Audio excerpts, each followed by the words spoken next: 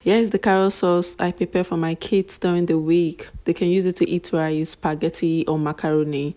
So let me show you how I make this with carrots and pepper, onion, eggs, one cubes, and especially my onga. It does not miss in my stew or sauce.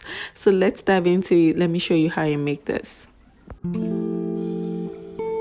Kindly do well to click on the like button for me, subscribe and share. Thank you for doing so. Appreciate that. I'll be so honored to have a comment from you also. Thank you.